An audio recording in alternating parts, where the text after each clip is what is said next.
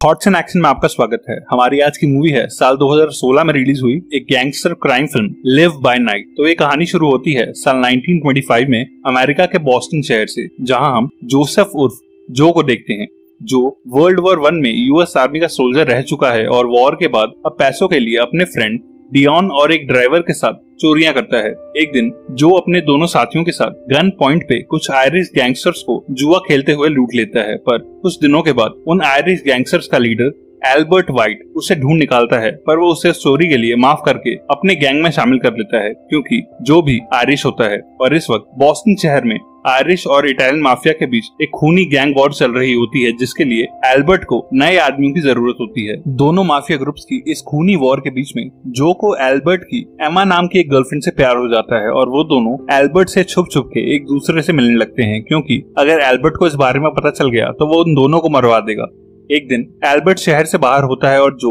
एमा को लेके एक होटल में डिनर करने जाता है, जहां उसे अपना फादर थॉमस मिलता है। थॉमस शहर का पुलिस कैप्टन होता है और वो जो को रॉबरीज और इन गैंगस्टर से दूर रह के कोई रिस्पेक्टेबल जॉब करने को कहता है, पर जो उसकी बातों पे ध्यान नहीं देता। कुछ दिन के बाद एल्बर्ट का दुश्मन और बॉस्टन शहर के इटालियन गैंगस्टर्स का बॉस मासो जो को मिलने के लिए बुलाता है और अपना गैंग ज्वाइन करने का एक ऑफर देता है। मासो कहता है कि उसे एमा और उसके अफेयर के बारे में पता है और वो उसे एल्बर्ट को मारने के लिए ब्लैकमेल करने लगता है और कहता है कि अगर तूने उसे नहीं मारा तो मैं एल्बर्ट को तेरे और एमा के अफेयर के बारे में बता दूंगा और फिर एल्बर्ट तुझे मार देगा। जो मासो को मना कर देता है और वो और एमा 2 दिनों के बाद बॉस्टन छोड़ के भागने का एक प्लान बनाते हैं। अपने इसी ट्रिप को फंड करने के लिए जो डियॉन और अपने उसी साथी के साथ एक बैंक लूटने का सोचता है, और जब वो तीनों पैसे लूट के बैंक से बाहर भाग रहे होते हैं तभी एक पुलिस वाला उन्हें देख लेता है और उन पे फायरिंग करता है। सरेआम रोड पे फायरिंग की वजह से बाकी पुलिस वाले भी अलर्ट हो जाते हैं और उन तीनों के पीछे पड़ जाते हैं, और इतने सारे पुलिस वालों को देख के वो तीनों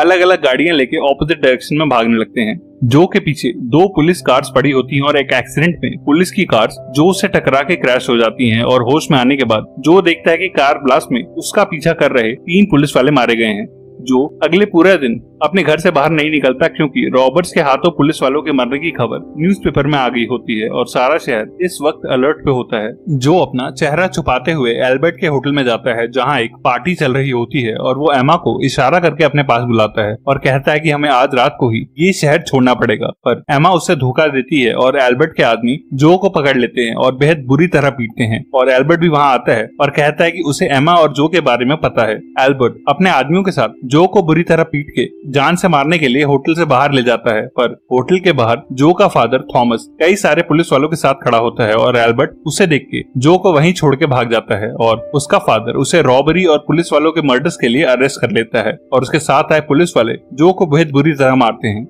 कुछ दिनों के बाद जो की आंख जेल के एक हॉस्पिटल में खुलती है और उसका फादर उसे बताता है कि एमा को एल्बर्ट के आदमियों ने मार दिया है। थॉमस जो से कहता है कि उसके रॉबरी में साथ देने वाले ड्राइवर को भी पुलिस ने शूटिंग में मार गिराया है, और उसका फ्रेंड डियॉन घायल हालत में बॉस्टन से भाग निकला है। थॉमस एक जज को ब्लैकमेल करके जो की मौत की सजा माफ करा देता है और उन पुलिस वालों के मर्डर्स का चार्ज जो के बाकी दोनों साथियों पे लगवा देता है, जिसकी वजह से जो को सिर्फ 3.5 साल की रॉबरी की सजा होती है। पर जो के अपनी सजा पूरी करके बाहर आने से कुछ दिन पहले ही उसका फादर हार्ट अटैक से मर जाता है। जेल से बाहर आके जो का सिर्फ एक मोटिव होता है अपने पुराने बॉस एल्बर्ट वाइट को मारना, जिस काम के लिए वो मासो के पास जाता है और मासो उसे इटालियन माफिया का एक मेंबर बना लेता है। मासो जो को बताता है कि पिछले 3 साल में मेरे गैंग ने एल्बर्ट को बॉस्टन से बाहर भगा दिया है और अब वो फ्लोरिडा के टैंपा शहर से अल्कोहल की स्मगलिंग करता है, क्योंकि अल्कोहल पे सरकार ने बैन लगाया हुआ है। मासो कहता है कि उसकी नजर भी कई सालों से टैंपा के रम और वोडका बिजनेस पे है, पर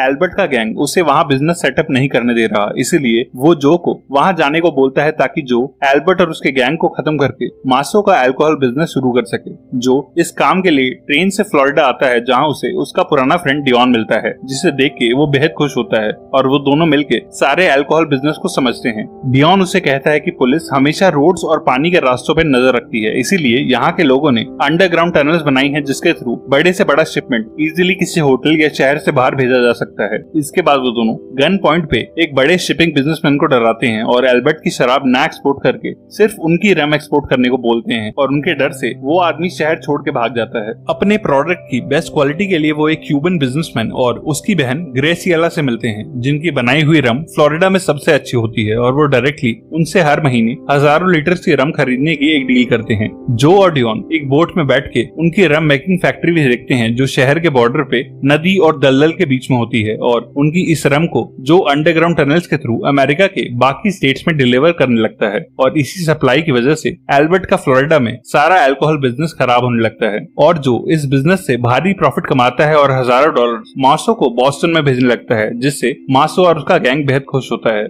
एल्बर्ट गुस्से में जो पे अटैक भी करवाता है, पर कुछ ही महीनों में डियोन की मदद से जो का नेटवर्क बेहद स्ट्रांग हो चुका होता है और वो एल्बर्ट के भेजे लोगों को शहर में घुसते ही खत्म करवा देता है। जो की बढ़ती सक्सेस देख के शहर का पुलिस चीफ उसे मिलने के लिए बुलाता है। चीफ एक रिलीजियस आदमी होता है जो करप्ट नहीं होता और जो से पैसे की भी कोई डिमांड नहीं करता, पर वो जो से कहता है कि उसे इस बिजनेस को बिना किसी वायलेंस के कंडक्ट करना होगा, तभी पुलिस डिपार्टमेंट इस अल्कोहल बिजनेस को शहर में सपोर्ट करेगा और जो इस कंडीशन के लिए मान जाता है। उसी टाइम चीफ के ऑफिस में उसकी बेटी लॉरेटा आती है और चीफ उनका अपनी बेटी से इंट्रोडक्शन कराता है और कहता है कि लॉरेटा एक एक्ट्रेस बनने आज लॉस एंजलिस शहर के हॉलीवुड जा रही है और जो और डियोन उसे बेस्ट ऑफ लक कहते हैं। इसी रम बिजनेस को करते करते जो को ग्रेसियला से प्यार हो जाता है और जल्द ही दोनों शादी करने का फैसला करते हैं। ये टाइम अमेरिका के लिए एक रेसिज्म से भरा दौर होता है जहां सोसाइटी में व्हाइट लोग खुद को सुपीरियर मानते हैं, पर जो बड़े प्रॉफिट के लिए व्हाइट्स के साथ साथ ब्लैक्स और मैक्सिकन्स को भी अपनी रम बेच रहा होता है, जो बात शहर के व्हाइट्स को पसंद नहीं आती।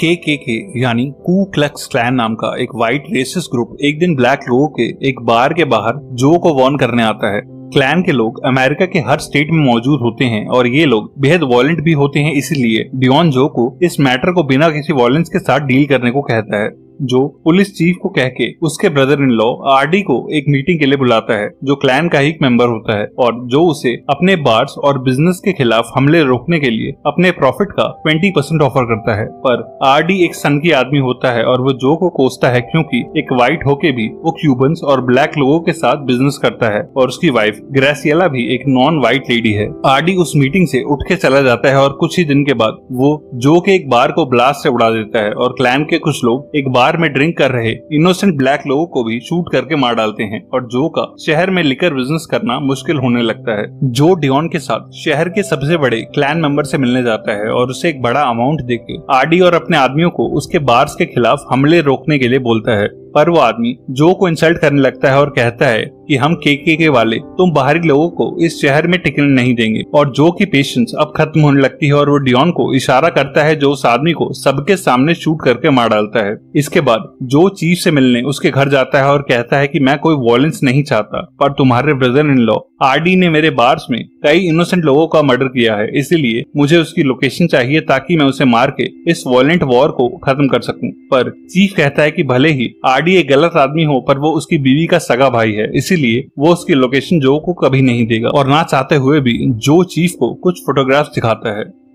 उन फोटोज में चीफ की बेटी लॉरेटा सेमी नेकेड हालत में होती है और जो चीफ को बताता है कि लॉरेटा हॉलीवुड में एक्टिंग करने गई थी, पर कुछ लोगों ने उसे हेरोइन की आदत डाल के पॉर्न मूवीज में काम करवाना शुरू कर दिया था, पर उसके गैंग ने उसे रेस्क्यू करके एक हॉस्पिटल में एडमिट करवा दिया है। जो कहता है कि अगर चीफ ने उसे आरडी की लोकेशन नहीं बताई तो वो ना चाहते हुए भी ये फोटोज न्यूज़पेपर वालों को दे देगा और बदनामी से बचने के लिए रोते हुए चीफ उसकी आरडी से आज रात के लिए एक मीटिंग फिक्स कर देता है और बदले में जो चीफ को लॉरेटा के हॉस्पिटल की लोकेशन दे देता है। जो का अल्कोहल बिजनेस के बाद एक कैसीनो ओपन करने का ड्रीम होता है, जिसकी उसने कंस्ट्रक्शन भी शुरू करवा दी होती है और आरडी अपने दो आदमियों के साथ उसी कैसीनो की कंस्ट्रक्शन साइट पे जो को अकेले मिलने के लिए बुलाता है। जो आरडी को अपने रम बिजनेस के साथ साथ इस कैसीनो में भी एक पार्टनरशिप ऑफर करता है अगर वो उसके खिलाफ ये वायलेंस रोक दे तो, पर आरडी नहीं मानता और उसे और उसकी वाइफ ग्रेसियला को गाली देने लगता है जब जो उसे शूट कर देता है और डियोन और उसके बाकी आदमी भी अंधेरे में से बाहर आके आरडी के साथ आए दोनों आदमियों को भून डालते हैं। इस शूटआउट में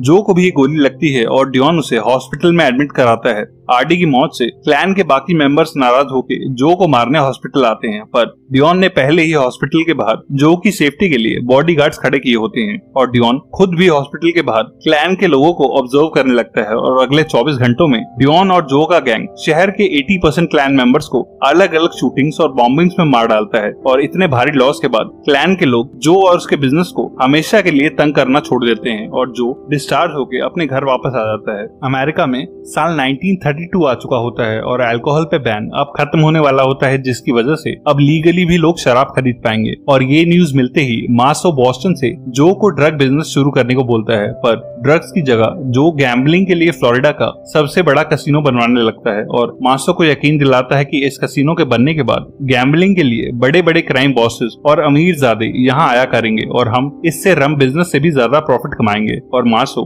कसिनो की कंस्ट्रक्शन देखने के लिए बॉस्टन से अपने बेटे डिगर को वहाँ भेजता है, जो कसिनो को बनता देख के बेहद खुश होता है और जो के इस आइडिया की बेहद तारीफ करता है। उधर चीफ अपनी बेटी लोरेटा को लेके शहर वापस आ जाता है और लोरेटा ड्रग्स छोड़ के चर्च और क्रिश्चियनिटी की तरफ अपना ध्यान देने लगती है और जल्द ही उसकी चर्च में दी हुई स्पीचेस फेमस होने लगती हैं। लोरेटा की टीचिंग से चर्च जाने वाले लोग इंस्पायर होने लगते हैं और जल्द ही उसके बारे में न्यूज़पेपर्स में भी छपने लगता है। एक दिन लोरेटा अपने सर्मन्स में कहती है कि अल्कोहल और गैम्बलिंग बेहद खराब चीजें हैं और लोगों को इससे दूर रहना चाहिए और उसके इस बयान से जो के कसिनो को बेहद खराब पब्लिसिटी मिलने लगती है और उसे बैंक और इन्वेस्टर्स भी पैसा देने के लिए मना करने लगते हैं। मैसो फोन पे जो से कहता है कि उस लड़की को मार दे ताकि हमारे कसिनो की ओपनिंग में कोई रुकावट ना आए, पर जो ऐसा नहीं करता क्योंकि उसका मानना होता है कि लोरेटा ने ऑलरेडी एलए में काफी सफर किया है और वो डियोन के साथ लोरेटा से मिलने उसके चर्च भी जाता है और रिक्वेस्ट करता है कि लोरेटा कसिनो और गैम्बलिंग के बारे में लोगों को ना भड़काए, पर वो कहती है कि वो बस भगवान का काम कर रही है और उसकी जो से कोई पर्सनल दुश्मनी नहीं है। शहर के क्रिश्चियन लोगों से कन्विंस होके शहर के नेता भी गैम्बलिंग लीगल नहीं करते और जो के कसिनो पे स्टे लगा दिया जाता है। एक दिन एक कैफे में जो को लोरेटा मिलती है, जो उससे कहती है कि वो भगवान में बिलीव ही नहीं करती और सिर्फ अपने फादर को खुश करने के लिए चर्च जाती है। कुछ दिनों के बाद अपने शराब की फैक्ट्री में डियोन जो को न्यूज़पेपर दिखाता है और उन्हें पता चलता है कि लोरेटा ने अपना गला काट के खुदकुशी कर ली है क्योंकि वो मेंटली ठीक नहीं थी।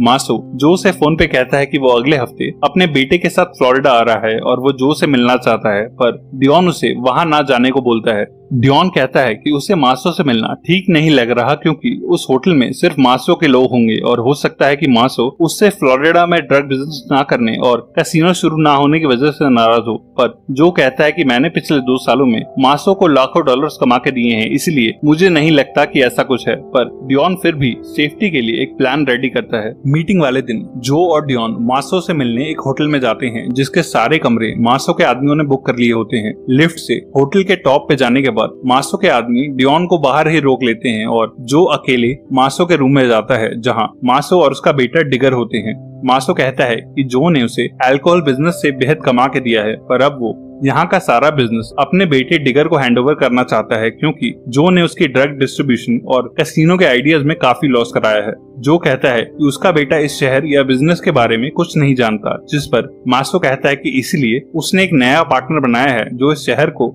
और इसके अल्कोहल बिजनेस को अच्छे से समझता है। और तभी साथ वाले रूम से एक गन के साथ एल्बर्ट व्हाइट जो के सामने आता है और मासो कहता है कि उसे अब जो की कोई जरूरत नहीं है क्योंकि उसने और एल्बर्ट ने कॉम्प्रोमाइज कर लिया है और अब वो साथ में बिजनेस करेंगे। जो इस डबल क्रॉस से शॉक में होता है और एल्बर्ट उस पे गन पॉइंट करके कहता है कि वो हमेशा से जो को अपने हाथों से मारना चाहता था, पर डियोन ने एक खतरा पहले ही एंटिसिपेट कर लिया होता है और उसने उस होटल के ठीक नीचे टनल्स में अपने आदमियों को हथियारों के साथ बुलाया होता है, जिन टनल्स के थ्रू वो यहाँ अल्कोहल की स्मगलिंग करते थे। और जो को खतरे में देख के वो आदमी टनल्स और बेसमेंट में से बाहर आने लगते हैं और डियोन अपने गैंग के साथ मासो के आदमियों पर फायरिंग शुरू कर देता है और उन्हें मारते हुए होटल के ऊपर वाले फ्लोर्स पे आने लगता है। फायरिंग की आवाज से ऊपर भी सब अलर्ट हो जाते हैं और जो एल्बर्ट से लड़ने लगता है और मासो अपने बेटे को लेके उस रूम से बाहर भाग जाता है। जो और एल्बर्ट एक दूसरे पे गोलियां चलाने लगते हैं और एक शॉटगन से जो एल्बर्ट को मार डालता है। नीचे डियोन अपने गैंग के साथ मासो के आदमियों को भून डालता है और उसके बच्चे कुछ आदमी उनके सामने सरेंडर कर देते हैं। एल्बर्ट को मार के जो मासो के भाग रहे और कई आदमियों को भी शूट करके मार डालता है।